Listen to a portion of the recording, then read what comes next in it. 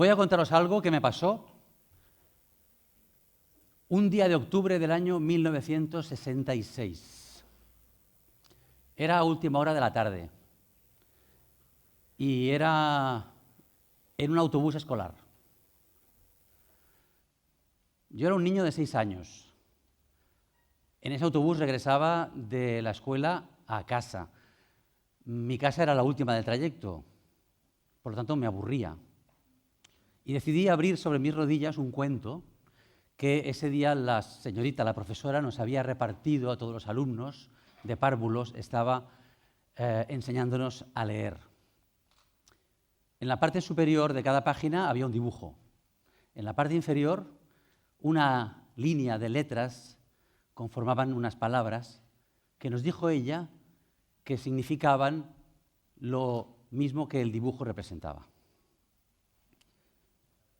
Posé mi vista sobre esa línea de letras y súbitamente creí entender algo de lo que decía esa sucesión de letras. Alcé la vista al dibujo. Coincidía el sentido de lo que yo había querido captar con el dibujo. Y en ese momento exacto y preciso fui consciente de que había sucedido algo extraordinario. Había aprendido a leer. Sabía leer. Era lector. Lo que yo no podía saber en ese momento, que recuerdo perfectamente, me conmocionó hasta tal punto que lo recuerdo todavía, pero lo que yo no podía saber es que ese hecho me había traspasado, me había hecho cruzar un umbral de una puerta cuyo nombre he descubierto con el paso de los 52 años que han seguido. Esa puerta se llama inmortalidad. La primera pista al respecto de esta cuestión me la dio una frase hace unos años de William Shakespeare. La frase dice: estamos hechos de la materia de los sueños. La materia de los sueños, los sueños. ¿Qué son los sueños? Los sueños son las historias, los cuentos. Ese cuento que te contó tu padre o tu madre al pie de la cama al irte a dormir. Lo que oíste decir a un vecino, a un tío, a una tía, lo que te contaron los amigos, todo lo que has leído desde que sabes leer, lo que has escuchado en la radio, esa obra de teatro, esa película en el cine o en la televisión, todas esas historias son los sueños y te conforman. Porque sí, estamos hechos de carne, de sangre, de huesos, pero no solo de carne, sangre y huesos estamos hechos también de historias, de sueños. Ayer casualmente cayó en mis manos un libro sobre la Guerra Civil Española.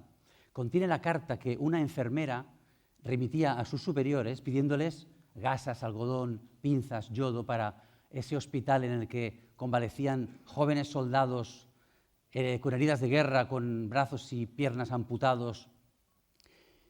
Y pedía algo, sabiendo que prácticamente no había de nada de todo lo demás, que subrayaba mucho ella en esa carta: libros. Y lo argumentaba. Decía: ese soldado que se recupera convaleciente de una gran herida, si lee, se abstrae de tal modo, está de tal modo en otro lugar, que la herida cicatriza más rápido. Lo dice una enfermera. Y añade: la lectura es curativa. Me parece una metáfora extraordinaria de esa fusión de lo que somos: materia, sangre, carne y huesos, historias y sueños, ensoñaciones, ¿no? Lo somos desde siempre. Lo somos desde siempre. Desde esa hoguera que ardía a la entrada de una cueva, en torno a la que un grupo de personas escuchan a una de ellas contar una historia de memoria. Desde que miramos la pared pintada de esa cueva y interpretamos, leemos una historia como ahora lo hacemos cuando nos ponemos una serie de Netflix. Porque somos un animal que lee. Somos un animal que lee el mundo, lo lee todo continuamente. Alzamos la vista al firmamento nocturno y en el remoto pasado agrupamos las estrellas más brillantes para que nos cuenten una historia. El zodíaco. Mirábamos el contorno de una nube y nos convencíamos de que era eran los rasgos de nuestra madre muerta. O mirábamos el perfil recortado de una montaña contra el cielo y naturalmente que veíamos el rostro de un dios recostado. Somos historias, nos contamos historias, consumimos historias, fabricamos historias, nos hacemos las historias encima todo el tiempo, desde siempre, desde hace miles de años. Y hace solo 8.000 años, que no es nada, ideamos un sistema de signos para, primero, contar las cabezas de ganado de un rebaño o los sacos de grano en el almacén, pero más allá de esa cuestión práctica, alguno de nosotros tuvo una idea, utilizar ese sistema de signos para fijar un cuento, una historia, y después otra, y otra, y otra. Había nacido la escritura y había nacido, sobre todo, la literatura en tablillas de barro. Eso fue hace 8.000 años. Un tiempo después, hace 4.000 años, alguien de nosotros ideó algo mucho más refinado, un código de signos que permitían almacenar todas las historias. Alfabeto se llama. Era un modo de externalizar la memoria biológica, que no todo descanse en las circunvoluciones cerebrales, que haya una prótesis. Esa prótesis se llama tablilla de barro, pergamino, papiro, hoja de papel en un libro, pendrive. Esa prótesis, ¿no? Fijaos que eso fue hace 4.000 años. Hace solo 2.500 años, en Atenas, un hombre habla. Un grupo de discípulos le atiende y uno de ellos escribe. Platón, ¿qué haces?, pregunta el maestro. Y Platón le dice a su maestro, Sócrates, escribo lo que dices. Y que sepas que ahora todos los jóvenes de Atenas estamos aprendiendo el alfabeto para escribir y leer lo escrito. ¿Y sabéis lo que dijo Sócrates? La cultura ha muerto. Porque para Sócrates la cultura consistía en la capacidad humana de memorizar miles y miles de versos, como habían hecho todos los poetas desde antes de Homero hasta Homero mismo, y cualquier otra cosa que aligerara esa capacidad era reblandecer el cerebro humano y la capacidad de la cultura humana. 500 años después, en Roma, un hombre que ha vivido en Roma toda su vida como jurisconsulto, como orador, como poeta, decide retirarse a su pueblo natal, en Hispania. Se llama Marcial y ese pueblo es Bilbíbilis, hoy Calatayud, y la Dolores y tal. Se retira a pasar sus últimos años de vida en una casita en el campo con un jardín y un huerto. Y un día, este hombre, Marcial, recibe la visita de un amigo desde Roma que le dice, Marcial, Marcial, ese rollo de papiro en el que tú siempre has escrito está siendo ahora sustituido en Roma por un artefacto nuevo. Son unas cuartillas cuadrangulares en las que se escribe, luego se religan por uno de los bordes, se les ponen unas tapas duras, liber. Se llama libro. Ya no vas a tener necesidad de enrollar ese papiro como un salchichón y meterlo en el anaquel de la biblioteca. ¿Y sabéis lo que dijo Marcial ante esta innovación, ante esta novedad? Dijo Marcial, la literatura ha muerto. Porque para él ese cambio de soporte significaba algo apocalíptico. ¿Cuál es la lección, amigos?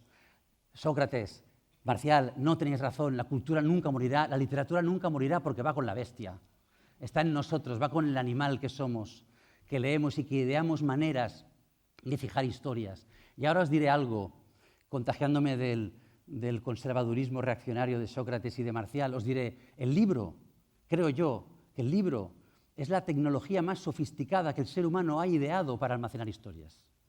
Estoy convencido de ello. Coged un libro, avanzad en la historia haciendo pasar sus páginas, retroceded en la historia retrocediendo en sus páginas, quedaos en un pasaje de la historia durante 1 hora entera si queréis, como un helicóptero sobre una línea, subrayadla, anotad algo que se os ocurra en un margen, dibujad algo, doblad la esquina de una página, entre sus páginas esconded el pétalo de una rosa, o escupid sobre sus páginas si queréis, o arrojad el libro con toda vuestra fuerza contra el suelo y seguirá funcionando.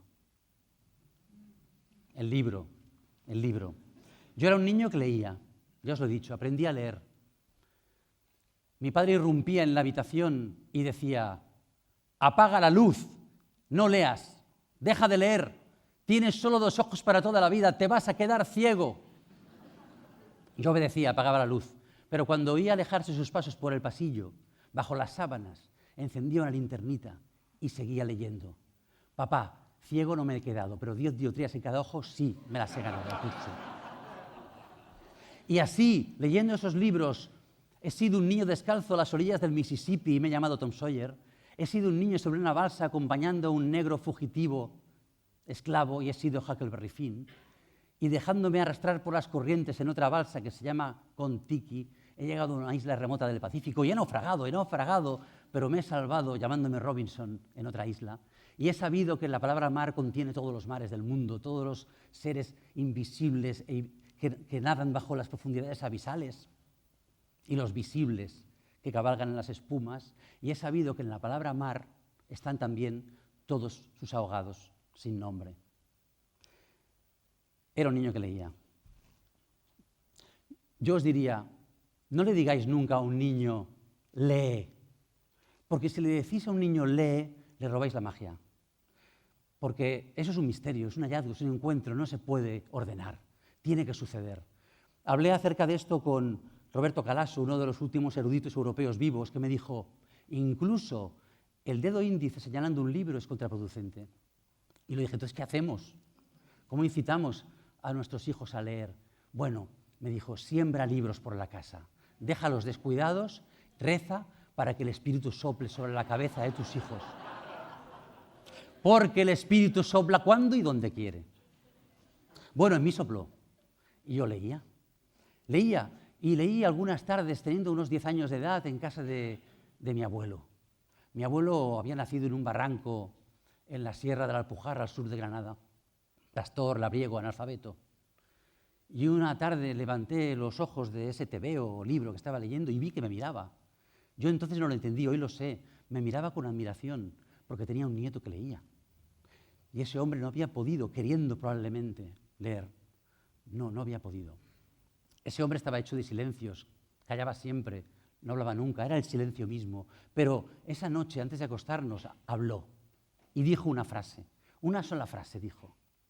Y dijo, sabiendo yo después, por cierto, que yo era el primero de mi genealogía que había leído un libro. Porque mis 4 abuelos eran analfabetos. Mis padres no, pero no han leído libros. Soy el primero de mi árbol genealógico que ha leído un libro. Y esa noche mi abuelo habló y dijo, yo pude salvar a Lorca.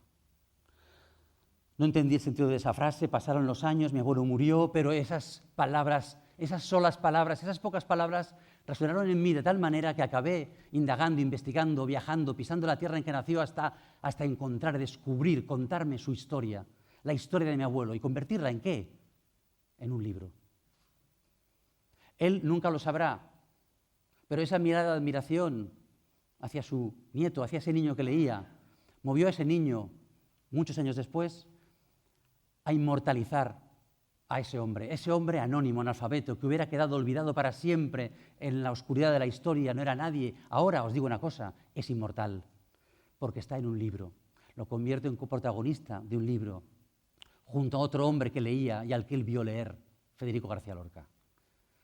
Y documentándome al respecto, encontré un discurso que dio Federico García Lorca en Fuentevaqueros, su pueblo natal, el día en que inauguró la biblioteca de ese lugar, año 31, puede que la primera biblioteca pública de España. Y dijo Federico García Lorca, si yo fuera pobre y tuviera mucha hambre, no pediría un pan entero, pediría medio pan y un libro. Porque más pena me da que el hombre que tiene mucha hambre, el hombre que quiere saber y no puede, porque el hombre que tiene mucha hambre siempre encontrará un mendrugo de pan, unas frutas que comer, pero el hombre que quiere saber y no puede, sufre cada uno de los días de su vida. Y ese era mi abuelo, ahora lo entiendo, ¿no? Bien, por eso, porque yo he convertido en inmortal a mi abuelo, quiero compartir ese secreto con vosotros. Lo que yo no sabía en el momento en que aprendí a leer en ese autobús, pero luego he aprendido, luego he sabido, luego he descubierto, y es que la literatura contiene el don de la inmortalidad. Así que os digo, contad las historias de las que venís. Contad las historias que os han hecho. Contad la historia que estáis siendo. Convertiréis la materia en sueño. Seréis eternos. Seréis inmortales. Si hay algo que pervive por siempre, ese algo, como bien dijo Shakespeare, son los sueños. Muchas gracias.